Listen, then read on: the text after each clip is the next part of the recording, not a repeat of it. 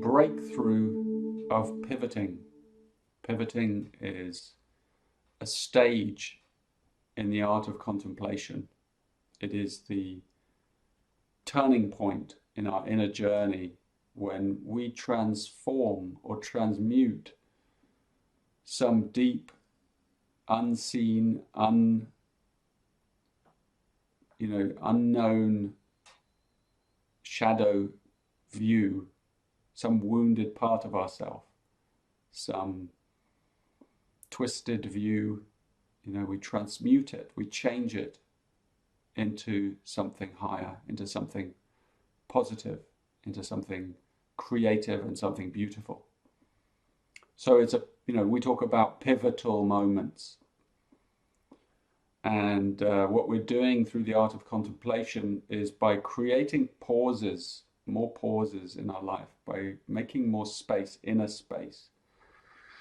We're making room for pivotal moments, for this mysterious process of turning, this inner turning. We pivot around a wound, around a discomfort. The pearl in the oyster is almost a pivot around this ache, this itch, this germ, this thing, this problem, this grain of sand that the oyster can't get rid of. And so it builds this thing of beauty around it. It pivots around it. And that's what we're really doing through the art of contemplation. And if you're using the gene keys, then you have a really good language, because the experience of pivoting is the very kind of knife edge of the shadow transmuting into the gift and releasing the aroma of the essence of the siddhi, where you have these three words in the spectrum of consciousness that is the foundation of the gene keys. So you have the shadow. Let's take one at random, the 15th gene key. The shadow is dullness, the gift is magnetism, and the siddhi, the essence, is fluorescence. So for someone who is just experiencing that dullness, the dullness of perhaps their own inner being, I don't mean necessarily even the dullness of a day, but it's like the inner being feels dull, it feels lackluster, it feels uninspired, unmotivated, adrift, those kind of feelings. And to create space around those kind of feelings, instead of to distract yourself away from them, is actually what can create the pivot. So you create that space. And then that dullness, whatever it is, you see something in there reveals itself. Something shifts. This is actually very much something that takes place inside our body. So this is really a process, an embodied process. You create the space, and then the thing inside your body, the discomfort, the kind of ache, begins to reveal something, and there's a shift that takes place, an energy shift. And what it does is it releases the kinetic energy from the potential. The potential energy becomes kinetic. In other words, it releases life force, which is why in this case it becomes magnetism. It releases this magnetism, this life force, this vitality. The mood shifts, the inner world shifts. The whole way in which you look at life, the way you look at yourself, the way you look at the world begins to shift. And you feel more positive. You feel happier. You feel lighter. And that's how it works, pivoting. And then even the fluorescence means that then lives on in the world, because a pivoting experience is a permanent experience, it's a permanent shift. This isn't just a kind of a moment that you have.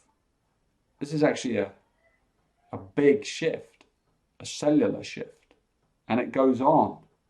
It goes on happening. So once you've done it once, it can easily happen again.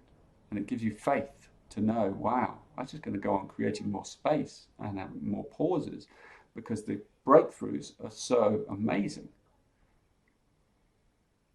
Yeah, so, in my life, I've had many of those pivotal experiences. Many of them take place in my relationships, I find, in relationships with my children, with my wife, with my father. I remember one with my father, a sweet experience when I was younger.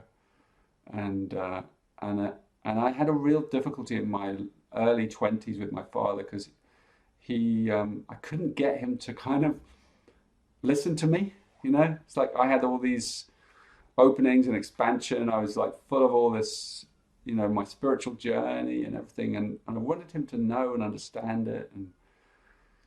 And he wasn't really very interested. He didn't speak that language. It didn't mean, he couldn't relate to it, right? So, and I remember once just walking around the garden with him. I went for a walk with him around his garden. He was a gardener, still alive actually, but he's now very old. Doesn't walk so much.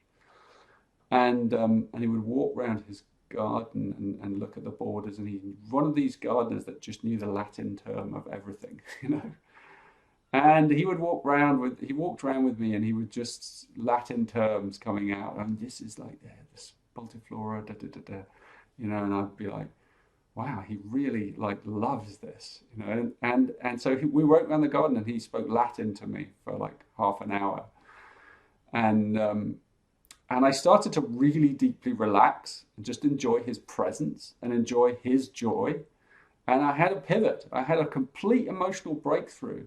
Like my heart opened. I let go completely of wanting him to understand me in a certain way. And I just took him for what he was. And I realized that was him understanding me. I allowed him into my heart. I allowed that Latin, because it's just language. But underneath the language was joy, was connection, was intimacy, And I just felt that flow, and he felt it too, because I said, well, what's that one? Oh, wow. And I know that word from my Latin studies. Like, oh, I know, I understand why it's called that, because of the shape, and we connected, and ever since that afternoon, my relationship with my father has been so much easier, because I took all the pressure off him to be a certain way. And I just let him be the way he wanted to be. And through that came our connection. But often what we do is we put that pressure on people to listen in a certain way, to speak our language, when they don't want to, they're not ready to. They want, so we just let them have their language, and we realize that the heart is the true language, and it's underneath, So, there's a pivotal moment as an example from my life. I hope it's inspiring to you. And I hope you can take this teaching of the art of contemplation out into your life, and through creating those pauses, begin to watch the magic of those pivots. The pivots are rarer, and you really remember them when they happen. You really remember them. They make wonderful stories, like the one I just told you. And I really recommend when one happens that you share it. Share it in this community, share it with your friends, share it, because these are like moments that are precious, and they can give others breakthroughs, because they're to be shared. One person's pivot can be many people's. Yeah, so very simple. And because it's out of our hands, we don't really know how to create a pivot.